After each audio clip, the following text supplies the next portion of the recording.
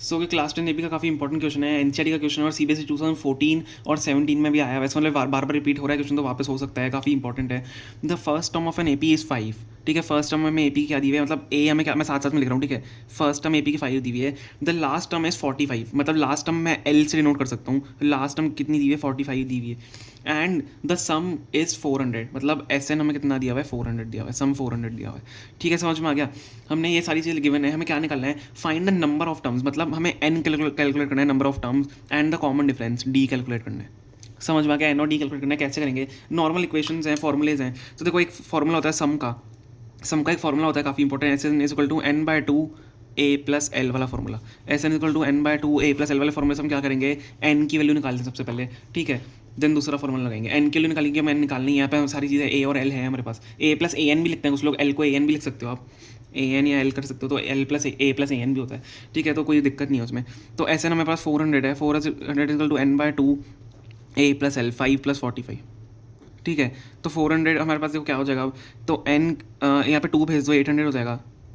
800 is equal to n into 50, तो N की value क्या आ जाएगी, 800/50, 800/50 हो जाएगा, हाँ सॉरी 50 हो जाएगा। तो 800/50 कितना हो गया, एन की वैल्यू कितनी आ गई हमारे पास, 16।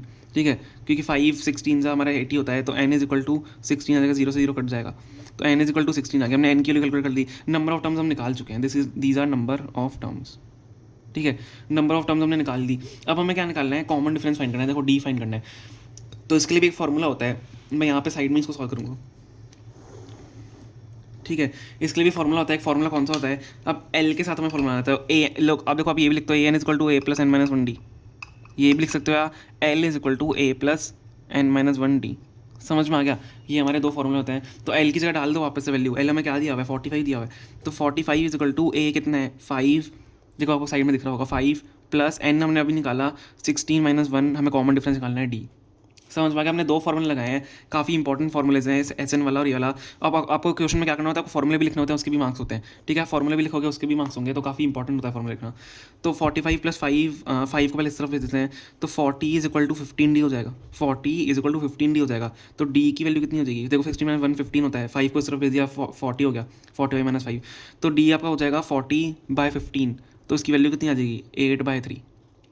ठीक है, 8/3 हो जाएगा, तो डी की वैल्यू क्या हो जाएगी आपकी, 8/3 आ गई। तो कॉमन डिफरेंस हमारा 8/3 हो गया, और सिमिलरली एन जो हमने निकाला था वो 16 आ गया, तो हमने कॉमन डिफरेंस और नंबर ऑफ नंबर निकाल लिया, दिस इज कॉमन डिफरेंस।